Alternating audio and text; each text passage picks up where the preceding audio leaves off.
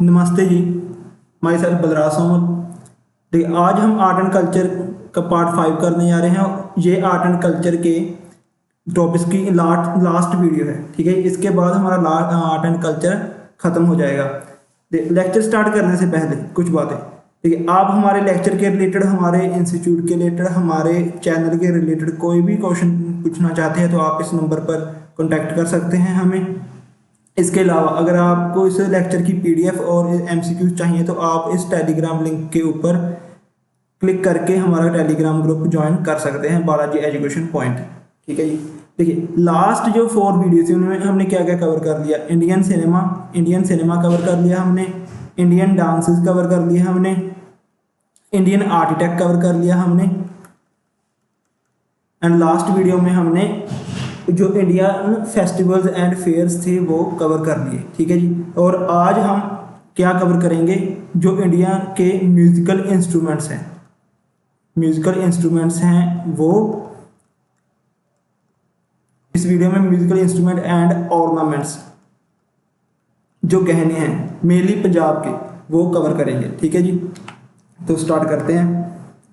देखिए, पहले music instruments are used to make the music pleasant and soothing to the ears of the listener। ठीक है, music instrument क्यों use होते हैं? क्योंकि इनके जरिए जो भी म्यूजिक हम सुनते हैं, जो भी हम सॉन्ग सुनते हैं, वो क्या हो जाता है, ज़्यादा आरामदायक और सुनने में ज़्यादा अच्छा हो जाता है जब हमें उस सॉन्ग के अंदर, उस गीत के अंदर म्यूजिक इंस्ट्रूमेंट्स की ट्यून्स, उनकी धुनी सुनाई देती है। देखिए, अब हमने एक पढ़ा था नाट्यशास्त्र, ठीक है। नाट्यशास्त्र में क्या लिखा है कि जो म्यूजिक है वो apart from accompanying the vocals, the musical instruments of Indian music should be capable of playing the 7 different expressions। देखिए, म्यूजिकल इंस्ट्रूमेंट्स के साथ हमारे अलग अलग जो 7 इम्प्रेशंस हैं, एक्सप्रेशन हैं हमारे, वो जाहिर किए जा सकते हैं इन म्यूजिक इंस्ट्रूमेंट्स के जरिए, इनकी ट्यून्स के जरिए। नेक्स्ट देखिए, अब ये इंस्ट्रूमेंट्स हैं, म्यूजिकल इंस्ट्रूमेंट्स, ये क्लासीफाई किए हैं किन 5 कैटेगरीज में ये क्लासीफाइड किए हैं। किसके अकॉर्डिंग? नाट्यशास्त्र। अब हमने स्टार्टिंग में ही जब हमने इंडियन डांसेस पढ़े थे तब हमने पढ़ा था कि नाट्यशास्त्र क्या था। नाट्यशास्त्र एक बुक है, ठीक है, डांसेस के रिलेटेड, म्यूजिक के रिलेटेड। किसने लिखी थी? भरत मुनि ने, ठीक है, भरत मुनि ने ये लिखी थी। इससे नाट्यशास्त्र के अनुसार जो हमारे म्यूजिक इंस्ट्रूमेंट हैं वो 5 कैटेगरीज में डिवाइड हैं। कौन कौन सी? स्ट्रिंग्ड इंस्ट्रूमेंट्स कौन से? जिन इंस्ट्रूमेंट्स के अंदर जो ट्यून आती है, जो धुनी आती है, वो कहाँ से आती है? उसके साथ जो धागा या कोई तार बांधी गई है, उसके साथ जो उसको छेड़ने से, उसको बजाने से वो आवाज़ आती है, वो धुनी आती है, ठीक है। वो हैं स्ट्रिंग्ड इंस्ट्रूमेंट्स, जिनमें तार या किसी धागे की बरतों की जाती है। फॉर एग्जाम्पल वीणा, ठीक है, वीणा और सितार, ये दोनों किसकी एग्जाम्पल है? स्ट्रिंग्ड इंस्ट्रूमेंट्स की। वीणा पर एक क्वेश्चन आता है कि वर्ल्ड का सबसे जो ओल्डेस्ट म्यूजिक इंस्ट्रूमेंट है वो कौन सा है? Veena. World the oldest music instrument है ये, ओल्डेस्ट म्यूजिक इंस्ट्रूमेंट।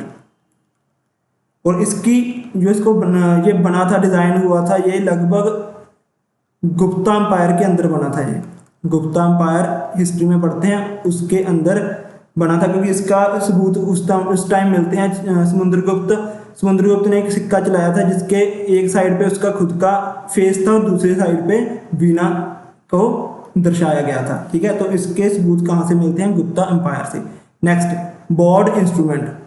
देखिए, ये कौन से हो गए? इनमें भी स्ट्रिंग तारें लगी होती हैं, बट जो ये इंस्ट्रूमेंट ये चलाए जाते हैं, या इनमें से धुनी निकलती है, वो क्या, उसके लिए एक जो कह सकते हैं हम धनुष की तरह दिखने वाली, इस तरह से दिखने वाली चीज़ की जरूरत पड़ती है उस तारों के ऊपर चलाने के लिए। इसके एग्जाम्पल कौन से? सरंगी। देखिए, आपने सरंगी सुनी होगी, जो कविश्री गाते हैं, जो हम पंजाब का मलवई गिद्धा वगैरह देखते हैं, उसमें सरंगी की यूज़ करते हैं। वो हाथ में सरंगी पड़ी होती है, बट उसके साथ ही एक और इंस्ट्रूमेंट होता है, ये वो जैसा दिखने वाला, जो उस तारों के ऊपर उसको टच किया जाता है और उससे अलग अलग ट्यून्स निकलती हैं। वैसे ही वायलिन, ठीक है जी। तो ये होते हैं बॉर्ड इंस्ट्रूमेंट्स। नेक्स्ट है विंड इंस्ट्रूमेंट्स। वो इंस्ट्रूमेंट जिनकी जो ट्यून्स निकलती है, धुनियाँ निकलती हैं, वो क्या, वो हवा के साथ निकल, जैसे बांसुरी, इसमें हम फूंक मारते हैं तो उसके साथ इसकी ट्यून्स निकलती है। हारमोनियम, इसमें भी हवा भरी जाती है जब हम इसको अलगोजा, ठीक है जी। ये सभी हो गए विंड इंस्ट्रूमेंट्स। आगे आ गए मेम्ब्रेनोफोन्स। मेम्ब्रेनोफोन्स कौन से हैं? जिन इंस्ट्रूमेंट्स के अंदर एनिमल स्किन्स की वरतों की जाती है, एनिमल स्किन वरतों की जाती है, जिसके साथ जिन पर कोई भी चोट करने से अलग अलग धुनियाँ निकलती हैं, आवाज़ निकलती हैं। उसकी एग्जांपल कौन सी है? पखवाज, मृदंगम। देखिए पखवाज को हम सिंपल वर्ड्स में क्या कह सकते हैं? ढोल। ये ढोल की तरह दिखता है, इसी को मैं आगे आपको बताऊंगा। मृदंगम वो बिल्कुल सेम है किसकी तरह? पखावाज, बट इसमें ये साउथ इंडिया की तरफ यूज होता है और ये पखावाज है जो ये नॉर्थ इंडिया की तरफ यूज होता है, ठीक है जी। ये नॉर्थ इंडिया की तरफ यूज होता है। नेक्स्ट आइडियोफोन्स। आइडियोफोन्स कौन से हैं? वो इंस्ट्रूमेंट्स जो किसके बने हुए हैं? मेटल्स के। जैसे कि चिमटा किसका बना हुआ है? ये एक मेटल का बना हुआ है, ठीक है। तो वो इंस्ट्रूमेंट्स जो मेटल्स के बने हुए हैं उन्हीं के कहा जाता है आइडियोफोन्स। और ऊपर ले जो 4 के 4 इंस्ट्रूमेंट्स हैं, ये वुड के बने हुए हैं, लकड़ के, ठीक है जी। ये वुड के बने हुए हैं जी। तो ये थी क्लासिफिकेशन इंस्ट्रूमेंट्स की। 5 तरह के हैं। कौन कौन सी? स्ट्रिंग्ड इंस्ट्रूमेंट, जिनमें तार या कोई धागे की यूज होती है, उस पर हम अपने नाखूनों के साथ उसे बजाते हैं। बॉर्ड इंस्ट्रूमेंट, जिनमें तार और स्ट्रिंग की यूज तो होती है, बट इसको जो उसमें से धुनियाँ निकलती हैं वो किसके साथ निकलती हैं? जो बोर्ड जैसी एक उसके साथ इंस्ट्रूमेंट होता है, उसके साथ। विंड इंस्ट्रूमेंट, जिन इंस्ट्रूमेंट के अंदर हम हवा भरते हैं और हवा के साथ उनकी ट्यून्स निकलती हैं। मेम्ब्रेनोफोन्स, जहाँ पर एनिमल स्किन्स की यूज होती है, और आइडियोफोन्स जो मेटल की होती हैं। तो नेक्स्ट अब हम इंस्ट्रूमेंट्स के बारे में पढ़ेंगे। तो फर्स्ट इंस्ट्रूमेंट कौन सा आता है? शहनाई। फर्स्ट इंस्ट्रूमेंट है शहनाई, ठीक है। और ये एक विंड इंस्ट्रूमेंट है, विंड इंस्ट्रूमेंट है ये। इसके देखिए, ये शहनाई की जो ओरिजिन हुई है वो कहाँ से हुई है? इंडिया के अंदर ही ओरिजिन हुआ है। इंडियन सब कॉन्टिनेंट के अंदर इसकी ओरिजिन हुई है। ये इंडिया का ही बनाया गया एक इंस्ट्रूमेंट है म्यूजिक का। और ये शहनाई जो सेम है साउथ इंडिया में एक कह सकते हैं म्यूजिक इंस्ट्रूमेंट मिलता है, नाडास्वरम। नाडास्वरम, इसके बारे में आगे पढ़ेंगे। उसके तरह ही ये सिमिलर है। मतलब साउथ इंडिया के अंदर कौन सी यूज होती है शहनाई की तरह? नाडास्वरम। और ये यूज होती है मेनली वेस्टर्न इंडिया और नॉर्थन इंडिया की तरफ। वेस्टर्न और नॉर्थन इंडिया की तरफ ये यूज होती है शहनाई, ठीक है जी।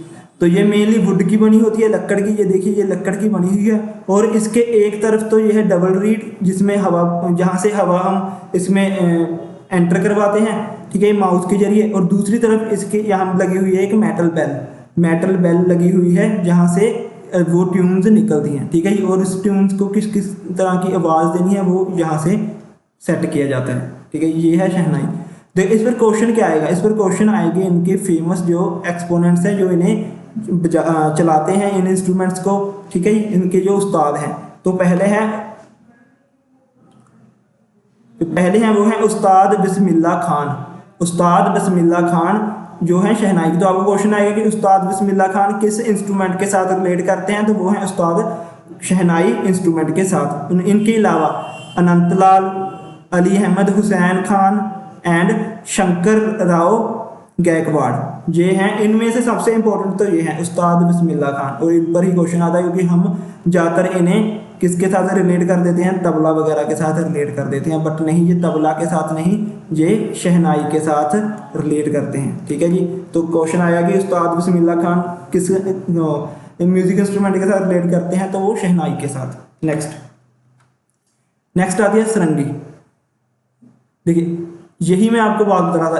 देखिए यहाँ पर जो ये वायर्स यूज हो रही है ना, ये चार से लेके 3 जो स्ट्रिंग्स यूज हो रही हैं, पर उनके साथ एक बो जैसा इंस्ट्रूमेंट और है, जिसको यूज करके जिसकी वजह से इनमें से क्या निकलती हैं? ट्यून्स निकलती हैं, ठीक है जी। तो ये है बोर्ड इंस्ट्रूमेंट। ये बोर्ड इंस्ट्रूमेंट की एग्जांपल है इसके बारे में, ठीक है। सरंगी यहाँ भी लिखा है, sarangi is a bowed short necked string instrument. और इसकी ओरिजिन भी कहाँ से होती है, इंडियन सब कॉन्टिनेंट से इसकी ओरिजिन होती है। और ये इंडिया के साथ साथ पंजाब में भी मोस्ट फेवरेट है, मोस्ट पॉपुलर इंस्ट्रूमेंट है म्यूज़िक का। और इनकी ज़्यादातर यूज़ जो भी कवि जो कविश्री गाते हैं उन वो यूज़ करते हैं। इसके अलावा भंगड़े में और जो मलवई गिद्धा होता है उसमें इसकी यूज़ होती है। ठीक है, सरंगी का मतलब क्या होता है, सरंगी का मतलब है सौ रंग। सौ रंग किसको डेडिकेट करते हैं, ये इंडिकेट करते हैं इसकी अडेप्टेबिलिटी को। ये इतनी अडेप्टेबल है ये इंस्ट्रूमेंट कि ये किसी भी वोकल म्यूजिक के साथ यूज़ की जा सकती है। ठीक है, ये इतनी फ्लेक्सिबल है कि इसमें से अलग अलग 100 तरह की ट्यून्स निकलती हैं। ये हर एक सॉन्ग में, हर एक गीत में फिट हो जाती है। ठीक है जी, अगर आपके पास कोई और इंस्ट्रूमेंट नहीं है तो आप सरंगी के साथ भी उस सॉन्ग को बहुत अच्छा बना सकते हैं। इस तरह इसलिए इसको क्या कहा जाता है, 100 रंग सरंगी, जिसमें से 100 तरह की म्यूजिक की आवाज़ें ट्यून्स निकलती हैं। और इसके फेमस एक्सपोनेंट्स कौन से हैं, पंडित राम नारायण जी। पंडित राम नारायण जी ये मोस्ट इंपॉर्टेंट है, देखो जो पहले हैं वो बहुत मोस्ट इंपॉर्टेंट है। पंडित राम नारायण जी, अगर आपने ये याद नहीं रखने पिछले, आपने इनके पहले तो जरूर याद रखने। पंडित राम नारायण जी जो हैं फेमस हैं सरंगी के लिए। उनके अलावा वजीर खान, अरुणा काले एंड संतोष मिश्रा। ठीक है जी, ये थी सरंगी के बारे में। नेक्स्ट आता है सरंदा। इस पर ट्रिपल स्टार लगा लीजिए। आगे हम जो 3 पढ़ेंगे इसको मिला के इन पर आप ट्रिपल स्टार लगा लीजिए, क्योंकि ये पंजाब के पेपर्स के लिए इंपॉर्टेंट है। क्यों, क्योंकि ये सरंदा का ये सरंदा है जो इसको जो क्रिएट किया था, इसका जो डिज़ाइन किया था वो किसने किया था, सिखों के 5वें गुरु अर्जन देव जी ने। ठीक है, सिखों के 5वें गुरु अर्जन देव जी ने सरंदा को डिज़ाइन किया था, उसको क्रिएट किया था 13 साल की उम्र में। क्यों किया था, क्योंकि गुरु अर्जन देव जी खुद एक म्यूज़िक के पैशन के साथ फुल थे।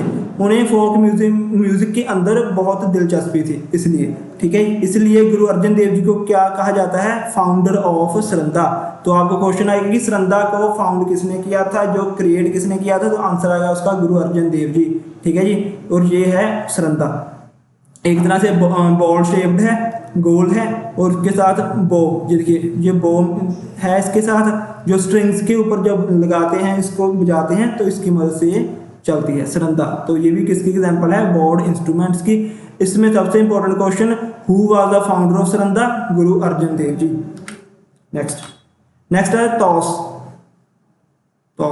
ठीक है, पहला क्वेश्चन, इसको फाउंड किसने किया था, इसको 10वें पातशाह गुरु गोविंद सिंह जी ने क्रिएट किया था, बनाया था। ठीक है जी, तो ये एक तरह से बहुत हैवी इंस्ट्रूमेंट था। ठीक है, बहुत हैवी इंस्ट्रूमेंट था, ये सितार से ही बिगड़ के बनाया गया है। ठीक है, इसमें यहाँ पर एक मोर की तरह फेस बनाया गया है। ठीक है जी, है ये एक तरह का सितार ही, पर उसको जो आगे उसको करके उसमें कुछ मॉडिफिकेशन करके इसे बनाया गया था तौस को। तो इसका फर्स्ट क्वेश्चन जो इंपॉर्टेंट क्वेश्चन है, वन एंड ओनली, इसको बनाया किसने था, गुरु गोविंद सिंह जी ने। और इसको भी पहले ये बहुत हैवी था, बहुत लार्ज था, इसको थोड़ा सा और मॉडिफाई करके इसका वेट कम करके एक नया इंस्ट्रूमेंट बनाया गया, कौन सा, दिलरुबा।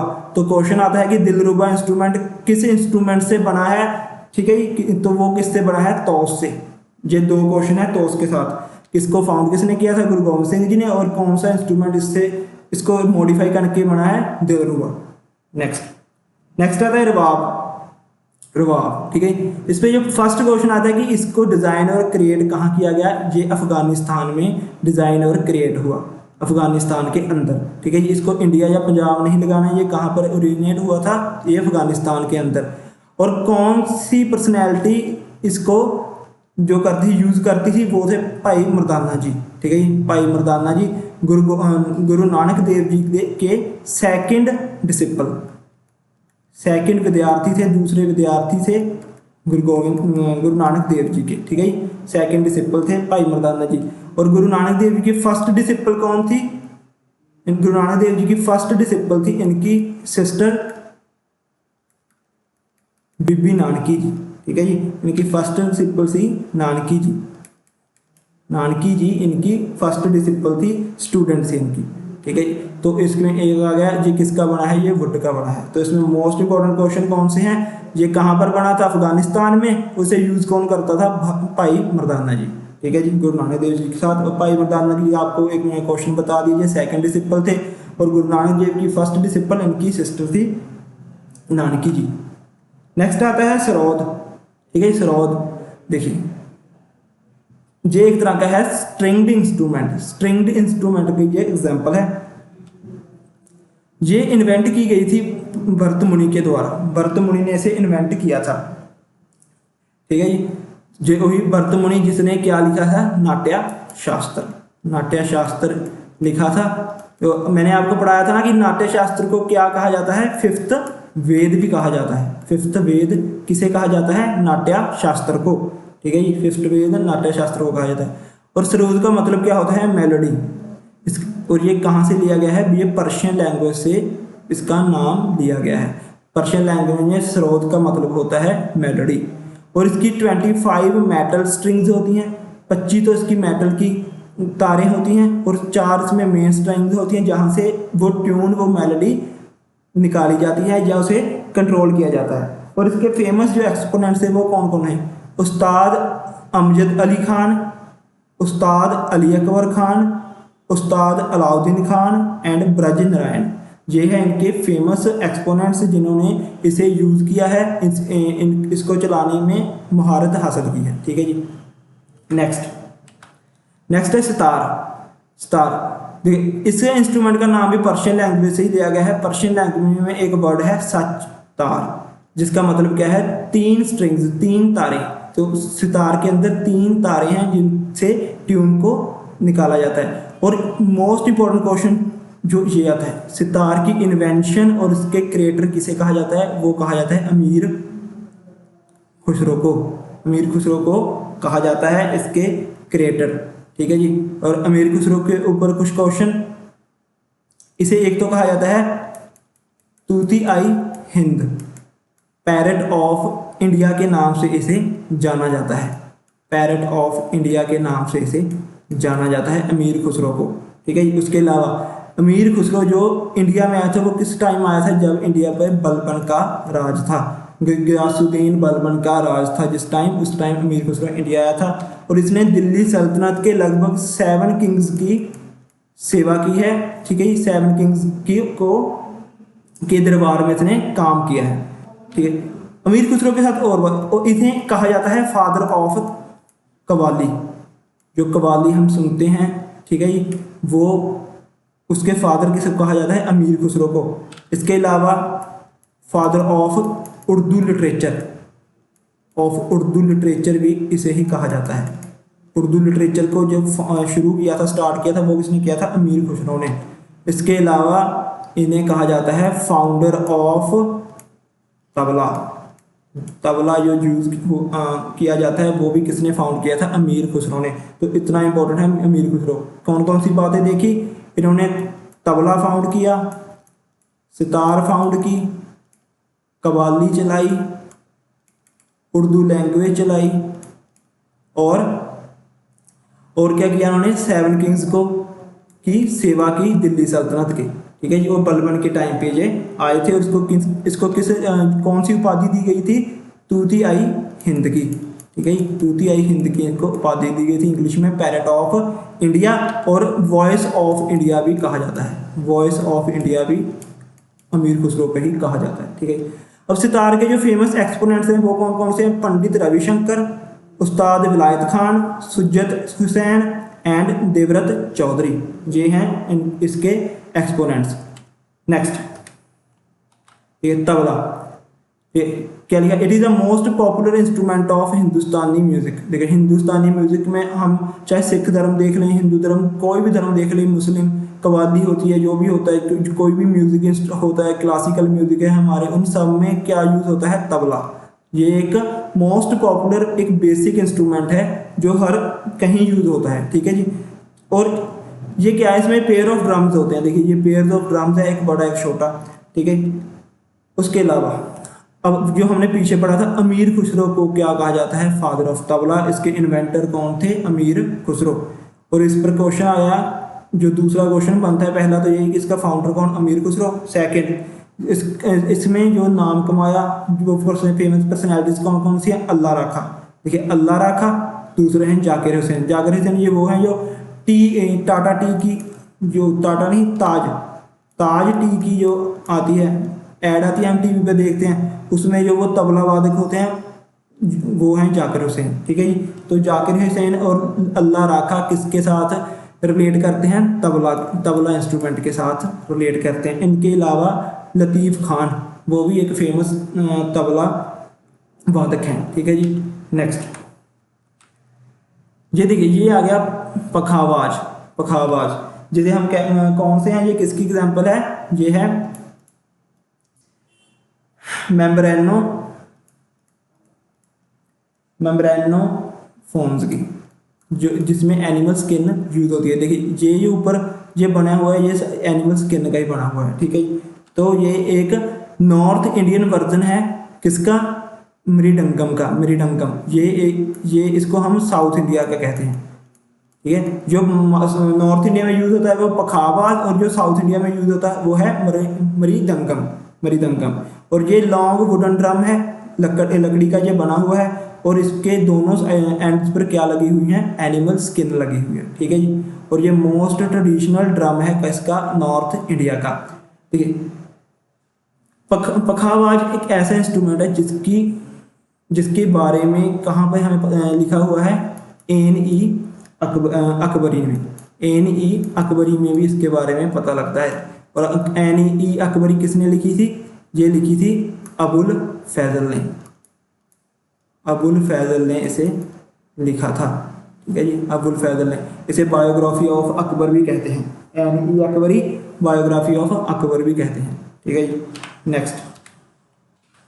नेक्स्ट आती है बांसुरी। ये एग्जाम्पल है किसकी, विंड इंस्ट्रूमेंट की। ठीक है। विंड इंस्ट्रूमेंट की ये एग्जाम्पल है। ठीक है। बांसुरी वर्ड कहाँ से ओरिजिनेट हुआ, ये ओरिजिनेट हुआ है संस्कृत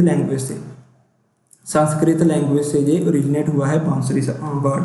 उसमें क्या है, बांसुरी, देखिए आधा वर्ड क्या, बांस क्या हो गया, जो बैम्बू की स्टिक में जो हवा जब हम एंटर कराते हैं तो उसमें जो सुर निकलते हैं, उस इंस्ट्रूमेंट को क्या कहा जाता है, बांसुरी। ये बाम्बू की बनी होती है, और इसके अंदर जब हम जो भी माउथ के थ्रू एयर एंटर करवाते हैं तो उसके साथ जो ट्यून्स निकलती हैं, ठीक है, वो है बांसुरी। और ये भी बहुत ओल्डेस्ट इंस्ट्रूमेंट है, वीणा से कम। सबसे ज़्यादा ओल्डेस्ट इंस्ट्रूमेंट कौन सा है, वीणा। ठीक है। उसके बाद तबला आता है, फिर बांसुरी टाइप आती है। ठीक है। तो जो इसके फेमस एक्सपोनेंट्स है वो कौन से, हरिप्रसाद चौरसिया फेमस हैं किसके लिए, बांसुरी के लिए। उसके बाद पन्नालाल घोष, और आखिर में रघुनाथ सेठ। ठीक है, ये हैं। नेक्स्ट आती हैं, ठीक है। इसके अलावा कुछ और इंस्ट्रूमेंट है जिसको मैंने इमेजेस के द्वारा समझाने की कोशिश की है। आप देखिए, आपको इजी रहेगा। देखिए मृदंगम, ये है वो साउथ इंडिया का पखावाज। ये साउथ इंडिया का पखावाज है। जैसे नॉर्थ इंडिया में पखावाज यूज होता है, वैसे ही साउथ इंडिया में मृदंगम यूज होता है। देखिए वही है ना, सेम टू सेम। जैसे पखावाज है एक ढोल की तरह, वैसे ही मृदंगम है। और इसके फेमस एक्सपोनेंट कौन है, पालघाट रघु इस इंस्ट्रूमेंट को चलाने में या बजाने में सबसे ज़्यादा महारत हासिल है इन्हें। उसके बाद आता है नंदस्वरम। ठीक है।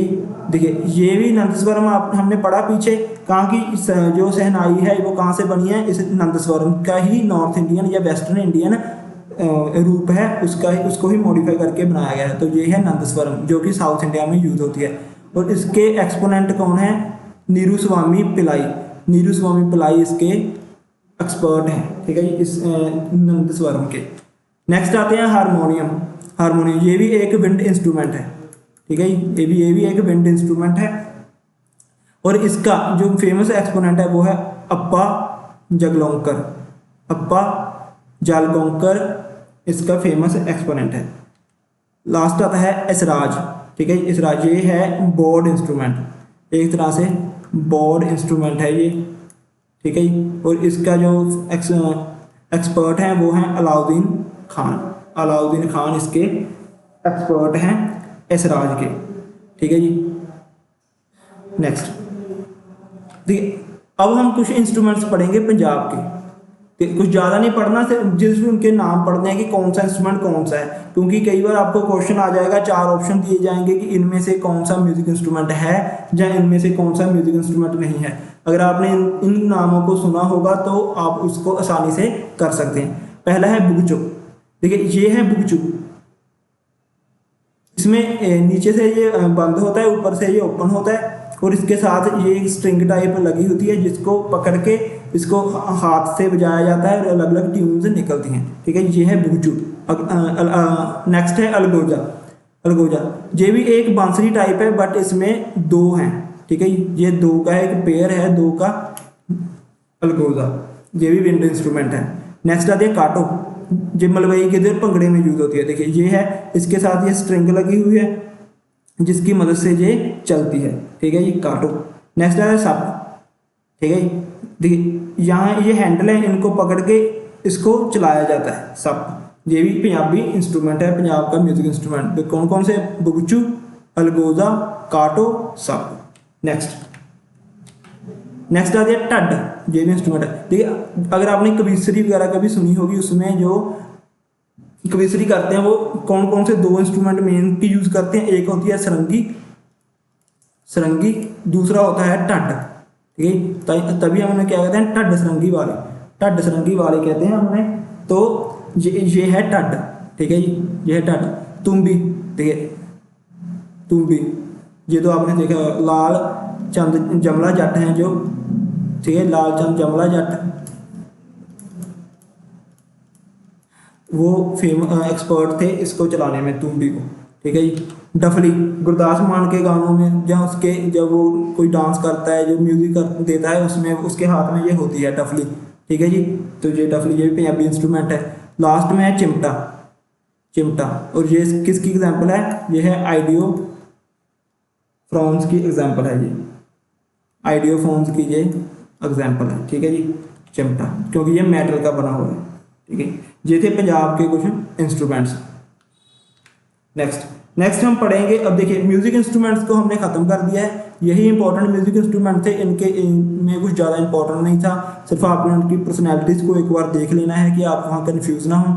और जो मेन जहाँ में जैसे सरंदा था, तोस था, तबला, सितार, इनके जो मैंने आपको क्रिएटर और जो क्रिएटर बताए हैं, जिन्होंने इसको फाउंडर बताए हैं, वो आपने सिर्फ याद रखने हैं। उनके अलावा सिर्फ आप उनके नाम याद रखने कि ये कौन सा इंस्ट्रूमेंट है। पंजाब, मेनली पंजाब के कौन कौन से इंस्ट्रूमेंट हैं, क्योंकि आपको क्वेश्चन ज़्यादातर पंजाब के ही इंस्ट्रूमेंट्स के ऊपर आएगा। ठीक है, नेक्स्ट आता है ऑर्नामेंट्स, जो गहने, जो ज्वेलरी वगैरह मेल और फीमेल यूज़ करती हैं। कहाँ पे? पंजाब में। हम पंजाब के ही पढ़ेंगे, ऑल ओवर इंडिया के नहीं पढ़ना। ठीक है जी। देखिए जीके पढ़ने का भी एक स्टाइल होता है, ऐसे नहीं जीके तो एक तरह का समुद्र है, ऐसे नहीं होगा समुद्र में ही जंप लगा देना, नहीं, एक स्ट्रेटजी के साथ कि हमने कौन सी चीज़ इंपॉर्टेंट है, कौन सी कितना वेटेज देना है। ठीक है, हमें सबसे ज़्यादा जो आर्ट एंड कल्चर में वेटेज देना वो देना है इंडियन सिनेमा के ऊपर, उसके बाद हैं डांसेस, इनके ऊपर बहुत पेट क्वेश्चन आता है। देखिए इंडियन सिनेमा से ज़्यादा भी इंपॉर्टेंट कौन से हैं? डांसेस, इन पर बहुत अच्छा क्वेश्चन आता है, आपने डांसेस को रट लेना है। उसके बाद आपने इंडियन सिनेमा को रटना है। फिर आते हैं फेस्टिवल्स, फेस्टिवल्स आ जाते हैं। आप देखें, आपको एक कम से कम एक क्वेश्चन तो पढ़ा ही होगा फेस्टिवल के ऊपर। फिर आते हैं जो हमने आर्टिटेक्ट किया, आर्टिटेक्ट वाला जो लेक्चर है वो मोस्ट इंपॉर्टेंट है, मोस्ट इंपॉर्टेंट, क्योंकि उसके अंदर मैंने आपकी हिस्ट्री के कुछ टॉपिक भी कवर करने की कोशिश की है। उसके साथ ही आपकी जो यूनेस्को के साथ रिलेट करके भी आपको पढ़ाया है कि कौन सी आर्टिटेक्ट कब यूनेस्को का हिस्सा बना था।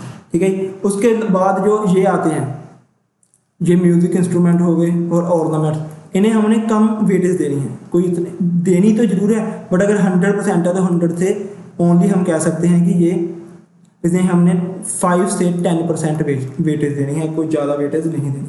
ठीक है, ऑर्नामेंट पर क्वेश्चन आ जाता है, क्योंकि अगर इन्होंने टफ पेपर बनाना है आपका, तो आपको ये एक ऑर्नामेंट दे देंगे, वो बता देंगे कि कौन सा ये हेड का ऑर्नामेंट है, ये मेल है का या फीमेल का ये है। ये आप ज़्यादातर बच्चे इसमें कन्फ्यूज हो जाते हैं। ठीक है जी। तो आपने एक बार इसे पढ़ लेना है, जैसे मैं पढ़ाऊँगा उसके बाद आपको PDF मिलेगी। अगर आपके याद होते हैं तो याद कर लेना, नहीं तो उसको सिर्फ एक तरह रिवीजन के साथ देख लेना कि आपका वहाँ क्वेश्चन फंसे नहीं हो जाए, क्योंकि ऑप्शन से हो जाए। तो अब स्टार्ट करते हैं ऑर्नामेंट्स। ठीक है, ऑर्नामेंट्स दो तरह के हैं, एक मेल्स के एक फीमेल्स के। ठीक है, जैसे इंडस वैली सिविलाइजेशन में, वैदिक कल्चर में हम पढ़ते हैं कि वहाँ के बोथ मेल और फीमेल्स को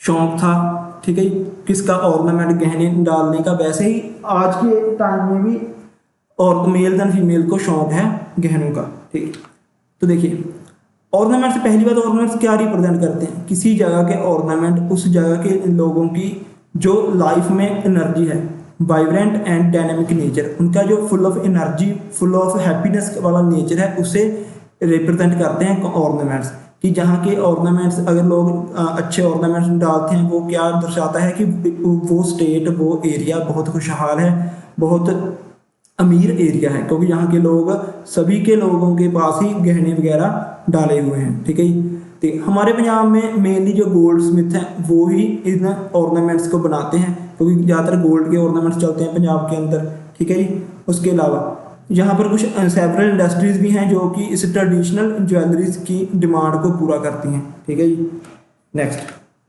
ठीक है, इसमें हमने और कुछ नहीं पढ़ना, सिर्फ आपने ये देखना है कि कौन सा इंस्ट्रूमेंट कहाँ पर डाला जाता है। ये सारे मेल के इंस्ट्रूमेंट हैं, ये सारे मेल के इंस्ट्रूमेंट है, आपने ध्यान से पढ़ना है जिसे। ठीक है, देखिए इसको याद करने का सबसे अच्छा तरीका कौन सा है, आप एक इंस्ट्रूमेंट को लीजिए, एक ऑर्नामेंट को लीजिए, इसको गूगल कर लीजिए। ठीक, गूगल कर लीजिए और इसकी इमेज देख लीजिए, इसकी इमेज देख लीजिए कि किस तरह से दिखता है, तो आपको वो इमेज आपके माइंड में फिट हो जाएगी कि मैंने ये देखा था, सरपेश देखा था, ये इस तरह का है और ये हेड पे लगता है। तो पहला आता है सरपेश, ये इंपॉर्टेंट है क्योंकि ज़्यादातर पेपर में ये आता है सरपेश। और ये पूछते हैं कि सरपेश किसका है, मेल या फीमेल का, तो ये मेल का है। और ये कहाँ पर डलता है, ये हेड पे डलता है। उसके बाद कुट्टा बलीदर, ये भी हेड पे डलता है। नेक्स्ट कलगी, देखिए ये तो हमें पता है मैरिज के अंदर करते हैं, तो वो कहाँ पे डलती है, हेड के ऊपर।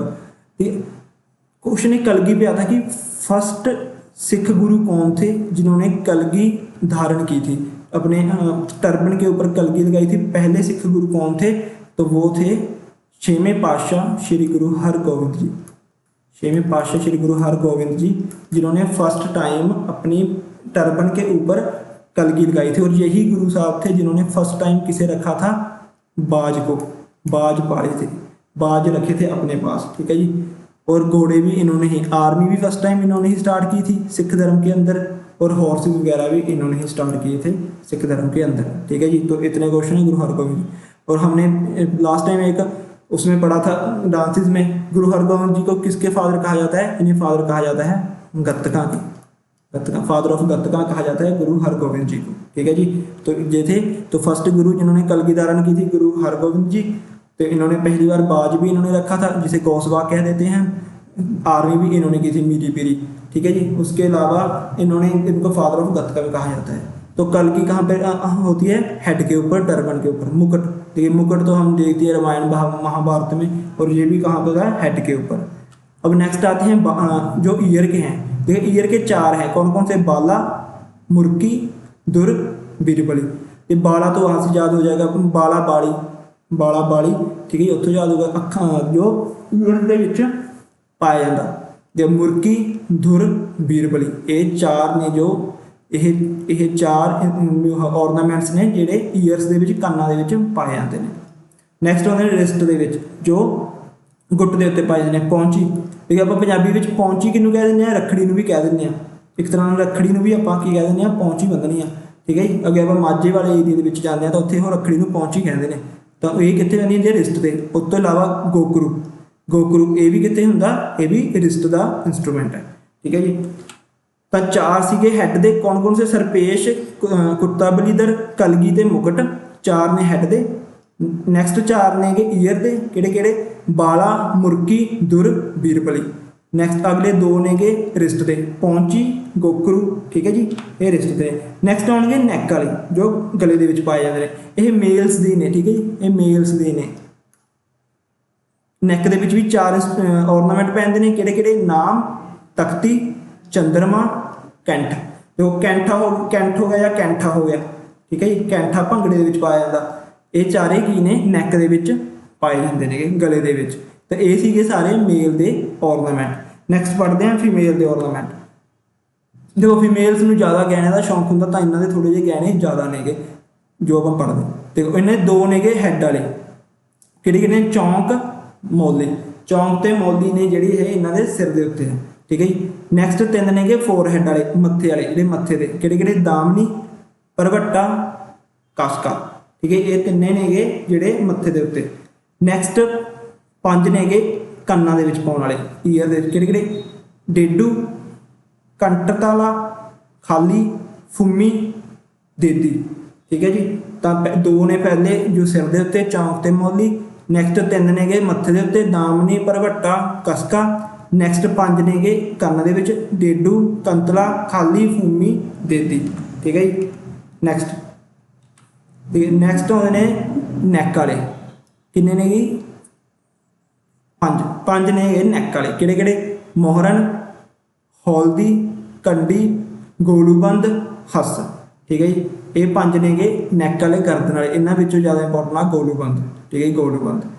ਨੈਕਸਟ ਨੇਗੇ ਚਾਰ। ਨੈਕਸਟ ਚਾਰ ਨੇਗੇ ਨੋਜ਼ ਵਾਲੇ, ਨੱਕ ਵਾਲੇ, ਕਿਹੜੇ ਕਿਹੜੇ, ਬੁੱਲਕ, ਫੁੱਲੀ, ਬੋਹਰ, ਲੌਂਗ। ਇਹ ਲੌਂਗ ਦਾ ਸਭ ਨੂੰ ਪਤਾ ਹੋ, ਆ ਤਿੰਨ ਨਹੀਂ ਪਤਾ ਹੁੰਦੇ, ਠੀਕ ਹੈ ਜੀ। ਇਹ ਤਿੰਨੇ ਕੀ ਨੇ, ਨੋਜ਼ ਦੇ ਨੇਗੇ, ਠੀਕ। ਨੈਕਸਟ ਆਉਂਦੀ ਹੈ ਜੀ ਰਿਸਟ, ਜੋ ਗੁੱਟ ਦੇ ਵਿੱਚ ਪਾਈ ਜਾਂਦੀ ਹੈ, ਕਿਹੜੇ ਕਿਹੜੀਆਂ, ਪੌਂਚੀਆਂ, ਬਣਕਾ, ਬੀਹਨ, ਚਨਕੰਗਨ। ਚਨਕੰਗਨ ਇਹ ਵੀ ਕਿਹਦੇ ਵਿੱਚ ਆ, ਰਿਸਟ ਦੇ ਵਿੱਚ ਪਾਈ ਜਾਂਦੀ ਆ ਉਹਨਾਂ ਦੇ ਗੁੱਟ ਦੇ ਵਿੱਚ, ਠੀਕ ਹੈ ਜੀ। ਇਹ ਸੀਗੇ ਸਾਰੀਆਂ ਫੀਮੇਲਸ ਦੇ ਔਰਨਾਮੈਂਟ। ਦੇਖੋ ਆਪਣਾ ਹੁਣ ਜਿਹੜਾ ਆਰਟ ਐਂਡ ਕਲਚਰ ਦਾ ਸਾਰੇ ਟੌਪਿਕ ਕਵਰ ਹੋ ਚੁੱਕੇ ਨੇ। ਆਪਣੇ 5 ਵੀਡੀਓ ਤੁਹਾਨੂੰ ਕਹੀਆਂ ਸੀਗੀਆਂ, 5 ਵੀਡੀਓ ਆ ਗਈਆਂ ਨੇ। ਅਤੇ ਇਸ ਦੇ ਨਾਲ ਆਪਣਾ ਆਰਟ ਐਂਡ ਕਲਚਰ ਦਾ ਤੁਹਾਨੂੰ ਸਭ ਕੁਛ ਜੋ ਇੰਪੋਰਟੈਂਟ ਹੈ, ਜੋ ਯਾਦ ਕਰਨ ਵਾਲਾ, ਉਹ ਸਭ ਕੁਝ ਯਾਦ ਕਰਵਾ ਦਿੱਤਾ ਗਿਆ ਹੈ। Indian cinema, Indian dances, Indian festivals, Indian architect and ਜੋ ਇੱਕ last but not the least ਜੋ ਪਿਆ ਸੀਗਾ, ਇੱਕ ਟੌਪਿਕ ਆਉਂਦਾ ਮਿਊਜ਼ਿਕ ਇੰਸਟਰੂਮੈਂਟ ਦੇ ਉੱਤੇ ਆ ਜਾਂਦਾ ਕਈ ਵਾਰ, ਅਤੇ ਔਰਨਾਮੈਂਟ ਦੇ ਉੱਤੇ, ਉਹ ਵੀ ਅੱਜ ਤੁਹਾਡਾ ਕਵਰ ਕਰ ਦਿੱਤਾ ਗਿਆ। ਇਸ ਦੇ ਨਾਲ ਹੀ ਤੁਹਾਡਾ ਆਰਟ ਐਂਡ ਕਲਚਰ ਦਾ ਇਹ ਖਤਮ ਹੋ ਚੁੱਕਿਆ ਹੈ, ਠੀਕ ਹੈ ਜੀ। ਅਗਰ ਤੁਹਾਨੂੰ ਆਰਟ ਐਂਡ ਕਲਚਰ ਦੀਆਂ ਇਹ ਸਾਰੀ ਸੀਰੀਜ਼ 5 ਵੀਡੀਓ ਦੀ ਸੀਰੀਜ਼ ਪਸੰਦ ਆਈ ਹੋ ਤਾਂ ਇਸ ਵੀਡੀਓ ਨੂੰ ਵੀ ਲਾਈਕ ਕਰਕੇ ਜਾਇਓ ਅਤੇ ਸਾਡੇ ਚੈਨਲ ਨੂੰ ਸਬਸਕ੍ਰਾਈਬ ਕਰੋ ਵੱਧ ਤੋਂ ਵੱਧ, ਜਿਸ ਨਾਲ ਸਾਡਾ ਵੀ ਹੌਸਲਾ ਬਣਦਾ। ਅਤੇ ਹੁਣ ਨੈਕਸਟ ਆਪਾਂ ਸਟਾਰਟ ਕਰਾਂਗੇ ਬਾਇਓਲੋਜੀ, ਕਿਉਂਕਿ ਬਹੁਤ ਡਿਮਾਂਡ ਆ ਰਹੀ ਹੈ ਕਿ ਸਾਨੂੰ ਸਾਇੰਸ ਕਰਾਓ ਤਾਂ ਹੁਣ ਆਪਾਂ ਨੈਕਸਟ ਜੋ ਵੀਡੀਓ ਆਊਗੀ ਉਹ ਬਾਇਓਲੋਜੀ ਦੇ ਲੈਕਚਰ 'ਤੇ ਆਊਗੀ। ਤਾਂ ਠੀਕ ਹੈ ਜੀ, ਕਿਸੇ ਨੂੰ ਬਾਇਓਲੋਜੀ ਲੈਕਚਰ ਚਾਹੀਦਾ ਉਹ ਪਲੀਜ਼ ਕਮੈਂਟ ਬਾਕਸ ਦੇ ਵਿੱਚ ਦੱਸ ਦਿਓ, ਅਤੇ ਵੱਧ ਤੋਂ ਵੱਧ ਇਸ ਵੀਡੀਓ ਨੂੰ ਸ਼ੇਅਰ ਕਰੋ ਅਤੇ ਇਸ ਵੀਡੀਓ ਨੂੰ ਲਾਈਕ ਕਰੋ ਅਤੇ ਇਸ ਨੂੰ ਸਾਡੇ ਚੈਨਲ ਨੂੰ ਸਬਸਕ੍ਰਾਈਬ ਕਰੋ। ਥੈਂਕ ਯੂ ਜੀ।